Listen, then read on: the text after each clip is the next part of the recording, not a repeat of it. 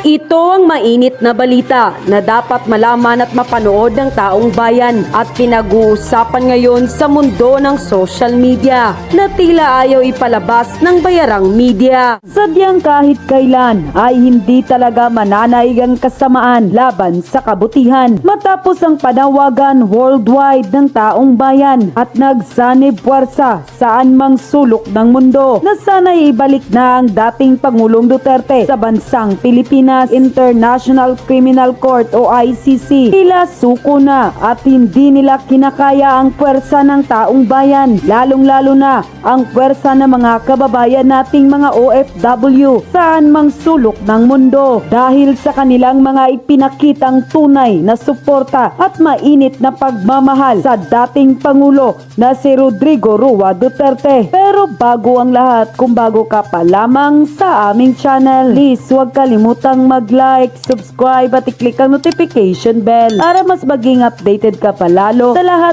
pa ng bagong video na i-upload namin. At eto na nga mga kababayan, matapos ang walang katapusang panawagan saan mang sulok ng mundo ng mga Pilipino at kahit na ang ibang lahi na ibalik na ang dating Pangulong Duterte sa bansang Pilipinas, ay tila ito na ang pinakamagandang balita mula sa ICC Netherlands na pilit ayaw di umanong ipalabas ng mga bayarang media sa publiko. Mukhang tila suko na ang ICC na hindi nila kinakaya ang pinapakitang puwersa ng ating mga kababayang OFW dahil sa kanilang ipinakitang walang humpay at mainit na suporta at pagmamahal kay dating Pangulong Rodrigo Duterte. Ayon pa sa kumpirmadong balita, ICC may considered actions of Duterte's camp and bid for interim release, lawyer says. Yan ay marahil nakita ng dayuhang hukuman o ICC kung gaano kamahal ng mga Pilipino, lalong-lalo na ang mga kababayan nating mga OFW saan pang panig ng mundo ang dating Pangulong Rodrigo Duterte. At kung magpapatuloy pa ito, ay malaki ang tsansa di umano na talagang makakauwi sa lalong madaling panahon ang dating Pangulong Duterte. Has the former president made any statements or requests regarding the ongoing protests in support or against him, and why or how will this protest interfere with the case? Well, what I want to say on that matter is that the other day he celebrated his 80th birthday. There was a huge outpouring of support and love both in the Philippines and here in the Netherlands. That has touched him. He's been made aware of it, and he's very grateful for that. The family want to build he acknowledges this. There should be no interference with the judicial process. Politics is one issue. He's aware of what's going on in the Philippines. Politics will take its course. But that has nothing to do with what's going on here at The Hague. What's going on here at The Hague is a judicial process, and it should be allowed to run its course. There should be full respect for all participants in that process, the prosecution, the defense, and the victims' counsel, who will make their submissions in due course. No one should interfere with that process. Let it run its course. Yes, we understand that, but has the present or the ongoing protests or gatherings of the supporters have made any impact already for the president to actually I think I've answered that request question. that? I've told you that the president has been made aware, that the former president has been made aware of the outpouring of support and love for him. It's touched him, especially on his 80th birthday. Yes, we understand that, but for him to be able to or to actually request his supporters not to interfere, has it gone That's fully endorsed by awry? him and his family. That's their wish and prayer. Attorney Kaufman, Vice President Sara mentioned during the president's birthday that the president is learning to wash his own laundry. Is that something that he really has to do himself? Once again, I'm not going to go into conditions inside the prison. Respect privacy. This is a matter for the family themselves and for Mr. Duterte himself. It's not my position as his lawyer to start commenting on what happens inside the prison in his daily routine. But his medical medicines, maintenance medicines, is someone administering that for him? I certainly hope so. Sir, I understand you recently undergone or underwent an operation. Will this affect your duty or the ability to defend the former president? I had an umbilical hernia which was fixed within 2 days. I was on the Okay. plane the following day, much to the annoyance of my own doctor. So you're I'm recovering fighting well. fit is what you, if that's what you're asking. So you're in Sir. great health. Okay. Super health. Sir, there's Don't run a marathon, but Wow. in good health.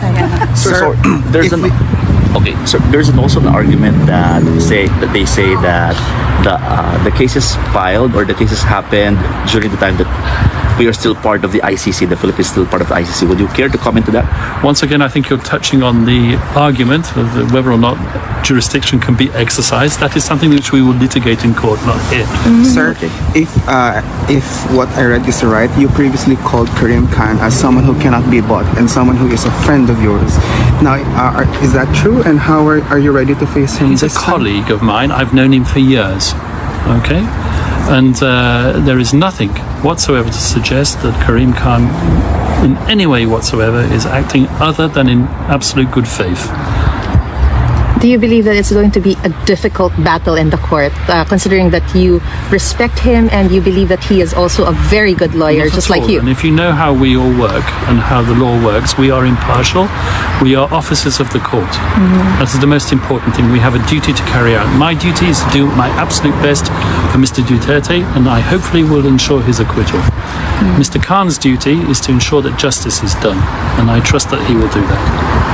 Thank you very much. Thank you so Thank much, you, sir. sir. Thank you. Sa katunayan nga, yang nagbarikada na mismo ang ICC dahil ganyan talaga. Hindi kayo patatahimikin at tatantanan ng mga Pilipino. Nagmamahal ng tunay ang dating Pangulong Duterte. At sa kaugnay pang balita, ayon pa sa inilabas ng isang source online, International Criminal Court ICC may take into account the behavior of former President Rodrigo Duterte's camp and supporters in its deliberation on his interim release. An ICC-listed council has said under Article 58 of the Rome Statute, the court will consider several factors in its decision, including Duterte's voluntary appearance, the risk of obstruction to the investigation, and the possibility of continuing his alleged crime. Unquote. Mukhang tila hindi na nga nakakayanan pa ng ICC ang tensyon ng kanilang natatanggap mula sa ating mga kababayang OFW at mga Pilipinong nagsanib puwersa saan mang sulok ng mundo na talagang sigaw ay gusto nilang pauwiin na ang dating Pangulong Duterte kapag nagtagal at nagpapatuloy ang panawagan at aktibidad nitong nasabing rally worldwide na nagpapakita ng walang katapusang suporta at pagmamahal sa dating Pangulong Duterte. Ang nasabing kahilingan ng mga Pilipino nating pauwiin na sa bansang Pilipinas ang dating Pangulong Duterte, ang ganitong klaseng puwersa at sama-samang lakas ng taong bayan at mga DDS ang siyang tuluyang magpapauwi sa dating Pangulo sa Pilipinas. Kaya't huwag ihinto at ipagpapatuloy pa ang mga ganitong aktibidad at siguradong mapapasuko din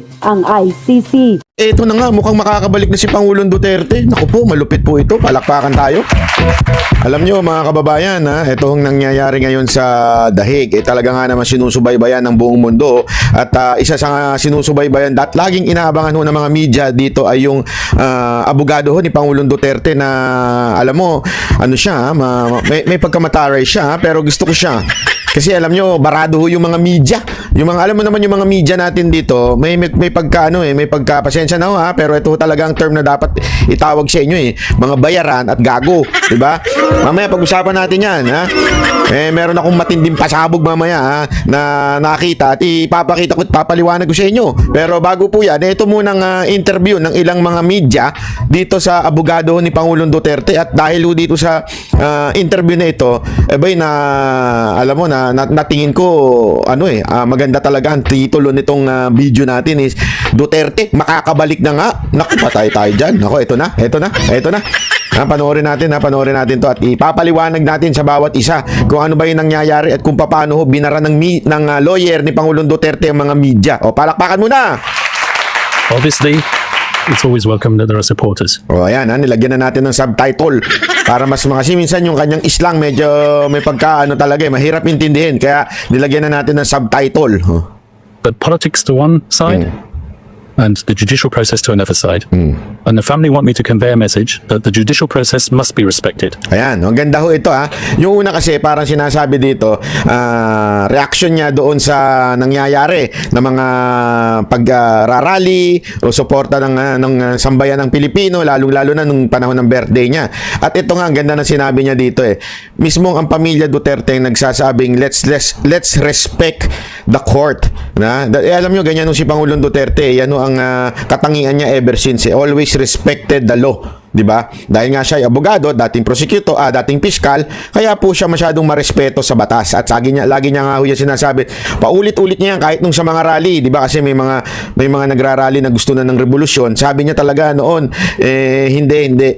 Tayo'y sumunod sa batas. Atin pong sundan po ang mga batas sa ating bayan. At yan din ang pinapaalala niya ngayon sa mga supporter niya kasi nakikita talaga ng buong mundo na na dumadami, nagkakaroon talaga ng people power patungkol sa panawagan na pauwi na si Pangulong Duterte. Pero anong paalala ho ni Kaufman, ni attorney? Sabi niya, ihiwalay natin ang politika at ang mga bagay-bagay dito. At higit sa lahat, ang request ng pamilya Duterte ay respetuhin natin ang korte o ang batas ng ICC na to. There must be absolutely no interference with the independence of the court, Ayan, no interference. Di ba?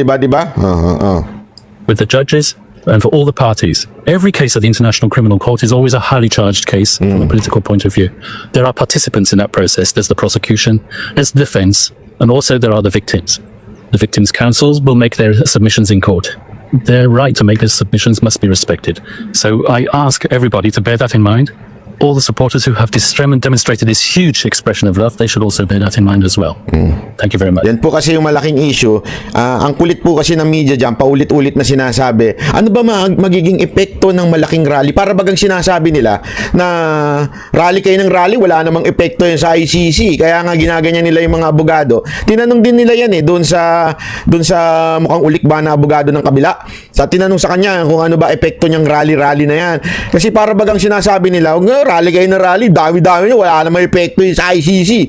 So ganyan nga yung sinasabi dito kay Kaufman.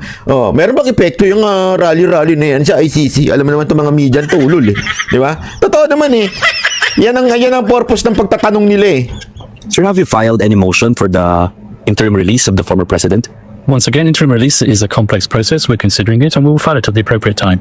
Have you? Once again, huwag ka na makulit, sabi. Sa komplikadong bagay yan at sa tamang panahon. Sa tamang panahon, aanuhin natin yan. You're not yet filing. Have you filed or not yet? I'm not telling you when I'm going to file anything. Gusto ko yun. Like ko yun. Sabi ba naman niya. Kasi inulit pa Tinanong mo na Akala niya siguro, madudulas yung mga hindi pong mapipili. Alam mo kasi sa atin minsan, pasensya na tamaan, wag magalit ganyan talaga buhay.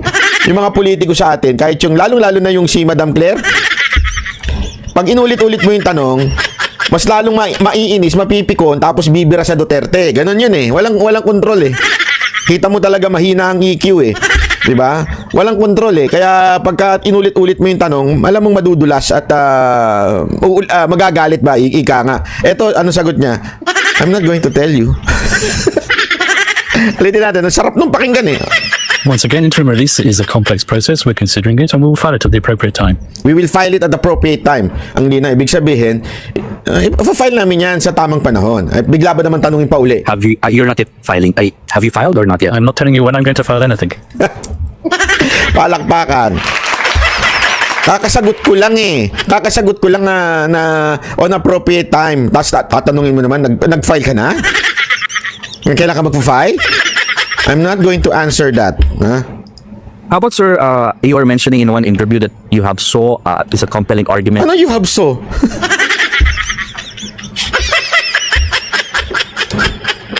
No comment. With regard to junking of the case in terms of jurisdiction. Can you just give us a little bit about it? I wouldn't use the word junking the case. The case is slang. Slang.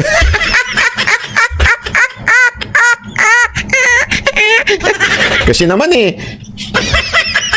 yan ang tinatawag nating journalism 101 ng Pilipinas. Yan yung pinagmamalaki ng mga congressman Mga journalist, may standard dyan Mga journalist, magagaling yan Hindi katulad ng mga vlogger yan kita nyo na journalist siya.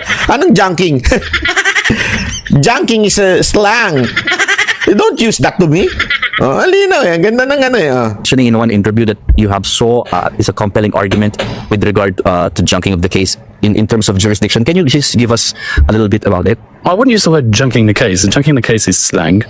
What I would say is that the jurisdictional arguments are arguments which have been bandied about for many years now. They've been considered by the Supreme Court in the Philippines. They've even been considered by the International Criminal Court. These Nagigets nyo? So sinasabi niya, yung jurisdiction, applicable yung batas natin sa Supreme Court natin. Okay? Importante yon. Ibig sabihin, kasi bakit niya sinasabi to? The ICC respect the law nung bansa na yon. Laging ganun sila eh. Lagi doon sa kanilang Rome Statute na yan, lagi sinasabi, nirerespeto ko ano yung batas doon sa lugar na yon. Kaya nga niya sinasabi, regarding sa junking of the case, ay sinasabi niya, sa Supreme Court nyo, nirerespeto ang jurisdiction. Kahit dito, nirerespeto rin ang jurisdiction. Ayan o, inulit niya pa inulit niya, sinabi niya pa been bandied about for many years now. They've been considered by the Supreme Court in the Philippines. They've even been considered by the International Criminal Court. Kahit daw sa ICC, yung jurisdiction, malaking bagay yon.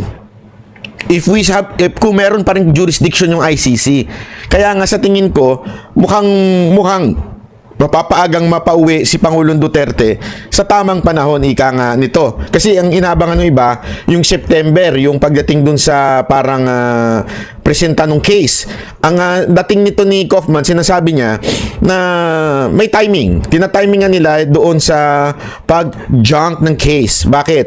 Kasi nga, naniniwala siya na merong jurisdiction na issue pa kung ito ba ay dapat dinggin dito dahil nga wala nang jurisdiction ng ICC sa Pilipinas. Yun din ang sinasabi niya. Okay?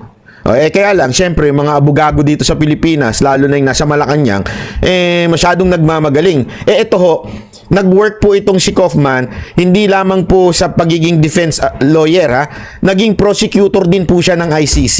Matagal na po siya nagtatrabaho sa ICC. Ibig sabihin po, mga kababayan, mas may alam to kaysa dun sa mga gunggong na abogado natin sa Pilipinas na alam naman nating anti-Duterte lang. Di ba po? These are still valid live arguments and they will be argued in court at the right time. Attorney Kaufman, have you completely formed the defense team for former President Duterte? Is it a complete team now? Yes, we're putting the final touches to it. How many are still? Are you waiting for another lawyer to be added? We heard that there's still one more slot. Once again, I'm putting the final touches to the Ang kulit talaga ng mga ng mga lawyer, ng mga media, no? Natawa tuloy siya eh. Kasi sinabi na nga, I'm putting up with the team, inaayos ko na yung team, tapos biglang hihirit pa. So may kulang pa kayong isa. Kailan pa aayusin yung isa? Once again, I'm doing the final touches. Ang kulit mo eh, paulit-ulit.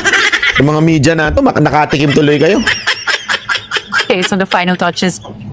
Mr. Kaufman, from an ethical point of view, because the former President Duterte publicly made a statement about relating the killing of the Jews to his war on drugs. Can you comment on that? Eto, condescending naman yung tanong. Kasi kesyo daw, again ito yung konteksto nun. Kasi ito yung laging sinasabi nito mga tarantadong media na ito. Sinasabi nila na kesyo daw hinambing ni Pangulong Duterte yung pagpatay sa mga adik, okay? Pagpatay sa mga drug lord, sa pagpatay sa mga kriminal, sa pagpatay ni Hitler dito sa mga Jews. Which is, we all know, it is bad. So, akala nung iba sinasabi na, pinalalabas nila yung idea na si Duterte hinambing yung pagpatay niya sa mga kriminal, sa mga adik, sa pagpatay ni Hitler sa mga Jews. Ito juto. So, ano ginagawa niya? Sinusubukan niyang pikunin ito at para sabihin na si Duterte ganito, 'di ba? Pero ang hindi kasi alam, buti na lang hindi sumagot ito ng diretso. Ibig sabihin talagang iniwasan niya yan. Pero ang maliho kasi dito, ang sinabi ni Pangulong Duterte, if you are comparing me to Hitler, ganun ang sinabi niya eh. If you are comparing me to Hitler, mas malala pa ako kay Hitler. Nagigets nyo? Hindi niya sinabing, ako, para ako si Hitler. Hindi niya sinabing ganun. Sila yung nagsasabi na para ako si Hitler. Kaya nga, if you are comparing me to Hitler, therefore, mas malala ako dun. Kasi nga, ginagago niya yung mga taong nagsasabing para siyang si Hitler. Naintindihan na natin. Kasi sinasabi na iba, diktador ka, para ka si Hitler, mamamatay tao ka. Ganun ba? Mas malala ako dun. Nagigets ninyo. Tapos nga yung pinalalabas sila, tingnan mo na, kinumpare niya yung sarili niya kay Hitler. Ay, mga gunggong talaga. Nakakagago talaga itong mga media. Ngayon, gagamitin pa ito para magalit itong abogadong Jew. To. Buti na lang ito sagot ni buti matalino ito, hindi katulad to ng mga media-midyahan natin sa Pilipinas. Ito pakingge. I'm not going to comment on that. People say things all the time. It's not my position to debate it. I have a job to do. I'm going to defend the former president to the best of my ability. Don't worry, Mr. Kaufman. If you would really dig into this, let me just say one thing, okay? Let me try my best to explain it to you in the words, in the language that you would understand. First of all, Mr. Duterte, our former president, did not say he is like Hitler who kills many Jews. He didn't say that. He said was, you people who compares me again with Hitler because of killing people, I am worse than Hitler because I kill many more. Many more. Right. Okay. What simply he's saying that he's just answering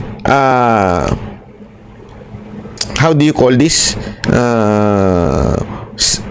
Satire. He's answering the accusation of people. Okay? The accusation of people that he is like Hitler. No, he didn't say he is the Hitler. He just said, I am worse if you're comparing with me with Hitler because I kill more criminals. I kill criminals. That's why he is meaning many criminals. Okay? Understood, sir? Don't worry. People around you will explain it to you. Attorney Kaufman, is there any chance for former President Duterte to have his case dismissed on a jurisdictional issue? Uulitin na naman. Paulit-ulit na yung tanong. Tanga ba kayong mga media? Alam mo, ako nahihiya. Sa totoo lang, ako nahihiya para sa inyo. Kasasagot lang kanina, uulitin mo na naman tanong. Hindi, parang ang dating, hindi ka marunong umintindi. Bobo ka ba? Ganun ang dating bobo ka? Before the confirmation hearing in September. Once again, it's the judges who decide when to hear that argument. Obviously, I would like it to be heard first of all. I believe that there are compelling arguments, and I will seek to persuade the judges, but the people who decide at the end of the day are the judges themselves. It's not my job to presume anything here. I believe that there is a strong argument for the lack of ability to exercise jurisdiction given the Philippines' withdrawal from the Rome Statute. I hope that the judges will accept my submission. They might decide, obviously, that they don't want to hear it at the earlier stages. They might want to combine it with the confirmation hearing itself. I hope that will not happen, but once again, it's not my position now to presume anything. Ayan, Alina, ang ganda ng sagot niya Yun talaga ay aming hihingin. Okay? But I respect the judges kung kailan nila gustong pakinggan yung argument namin. Actually, ang sinasabi niya nga dito, baka isabay na doon sa confirmation hearing. Ayan, Kaya lang, sana, wini-wish niya Itself. I hope that will not happen, but I hope that will not happen na ididinggin ng etong court ng ICC o ng judge ng ICC. Sana agahan. Pero syempre, nirerespeto niya yung desisyon nung korte. Okay? Malinaw ho ang sinasabi niya dyan. Okay? Para kasi, alam mo, very professional. Hindi katulad nung babaeng mukhang ulikba doon sa tumutugis kay Pangulong Duterte, yung nagpo-prosecute kay Pangulong Duterte, yung komunista, yun. Abogadong, ewan ko, hindi marunong sa lengguwahe nila. once again, it's not my position now to presume anything. I just make my submissions in court, and the judges will decide. Yeah, Attorney Kaufman, you received the documentary evidence submitted by the prosecutor's office. Tingnan mo ito. Ito kasi, alam mo, natatawa ako kasi pinanood ko rin yung mga interview nun ni Ulikba Hindi ko na lang babanggitin kung sino yung Ulikba Siya, ang hilig niya mag-discuss ng issue o pagdating sa mga evidence, ang hiling niya i-discuss, binabanggit niya yung dami ng tao na napatay, ilang cases. Eto, tingnan niyo yung sagot niya nung tinanong siya tungkol doon sa evidence na pinresenta sa kanila. Tingnan niyo yung sagot niya. Expunable evidences that you take. The disclosure process is confidential, and I'm not going to disclose anything about it. Palakbakan. Yan ang mga gusto kong banat Di ba? Akala ko, ang mataray na abogado si Panelo. May mas mataray pala sa kanila. Ito talagang, it's confidential. I will not discuss it. Boom, kunana. Di ba? Ay, sus. Sir, sorry to reiterate the question. Sorry to reiterate. Ulitin pa talaga. Ako nahihiya sa inyo. Parang ang dating nyo talaga, ewan ko kung content lang ba kayo talaga para may balita o hindi nyo talaga naintindihan yung sagot. Ha? Question again. How can you say that you can argue with regard to the jurisdiction? I think I've given my answer to that.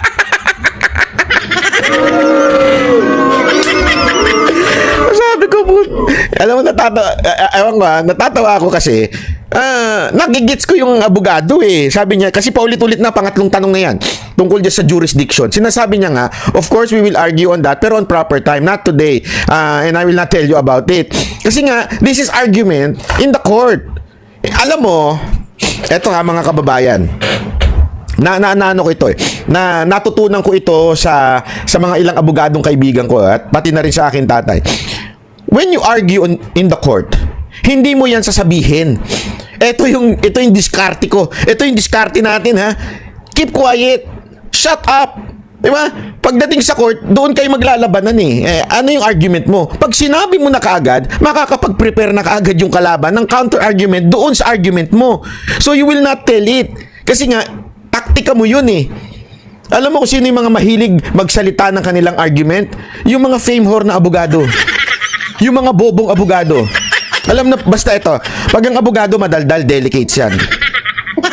I mean, walang problema kung vlogger ka at ine-explain mo. Hindi ka parte noong kaso. Okay? Walang problema doon. It's explaining kung ano yung nangyayari. Pero parte ka nung case, isa ka sa mga prosecutor, pero ang daldal mo, hindi dapat ganoon. Bakit? Binubuking mo yung strategy mo, ika nga. Itatago mo yan eh. 'Di ba? Hindi mo pwedeng explain sa tao, sa public. Pag gaganyan, kandidato yan. Hindi abogado. Tama, mali. 'Di ba? Ulit ba? Yeah. It's already fairly comprehensively. Okay. And you've talked with the family of former President Rodrigo Duterte and including the visits. Are you also assisting with the visits of different family members? As I said, it's the job of any counsel at the International Criminal Court not just to handle the legal side of things, but also the humanitarian side of things. And it's a right to receive visits from immediate family members. Ayan. So, yun din. Nilalakad din niya yung siguro yung application na lahat siya din ang sabi hindi nga lang yung legal issue sa court, pati yung mga ina-assist kung paano kasi tandaan niyo, abogado yan, sila ho may alam, especially to. Kaya nga, kasi meron mga nagsasabi bakit hindi kinuha si Roque, hindi kinuha yung mga magagaling nating abogado. Iba po kasi ang batas natin, iba rin po yung patakaran doon. Eto, matagal na doon. Eto, nagtrabaho na doon. At madami na siyang hinandle na cases. So alam niya na po yung paano ba dadalaw ang pamilya, paano po ba makakapunta yung mga dapat makapunta. Siya ho ang may alam. Yun ang rason doon. At ayan nga yung parte niya. Kaya nagpapasalamat tayo sa kanyang effort. Thank you very much, Mr. Attorney Kaufman.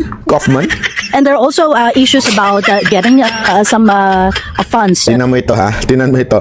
Pati ba yung funds? Kasi sa atin dinidiscuss pati yung funds eh. Di ba mantakin mo? Ewan ko nga. Pati yung funds? No comment. Ayoko na lang magsalita. Pero kasi dapat hindi yung dinidiscuss eh. Kung saan kukuha ng funds, pambayad sa abogado. Pati ba naman yung pag-uusapan? I mean, di ba? Bayad sa abogado, yun eh. Tingnan mo yung sagot niya dito. From the ICC, are you privy on that? I'm not going to comment on anything to do with funding. I really like your answer. Bakit ako magko-comment tungkol sa bayaran? O sa funding? Yeah, ang galing nito eh. Ito yung mga abogado matitikas eh, no? Hindi yung simple bumanat eh. Pero I'm not going to comment. Baka gusto mo itanong pati sahod ko magkano. Hindi, gusto mo tanungin mo na. Itanong mo na pati magkano sahod ko dito. Magkano kikitain ko dito. Alam mo, eto yung mga pinagmamalaki nating journalist. Mr. Pimentel, Congressman Pimentel, Ace Barbers, ito yung mga pinagmamalaki ninyong journalist. Paduano, ito yung pinagmamalaki ninyong abante na journalist. Pati sahod, pati funding, tatanungin. Hindi na yan parte ng trabaho ninyo. Trabaho ng mga chismosa yan eh. Pati funding. Attorney Kaufman, in the lighter side, I just want to ask, how are you? Wala nang natanong eh. Lahat si Barato. So in the lighter side na nga lang. At yun na nga mga kababayan, ano na ang masasabi mo? Kung mayroon kayong hinaingat komento, patungkol sa balitang ito? Please comment down below. Pag-uusapan natin yan sa comment section. At kung nagustuhan nyo ang video, ay huwag kalimutang mag-like at i-share na din para mas marami pang makaalam at umabot ito sa marami sa ating mga kababayan. Maraming salamat po!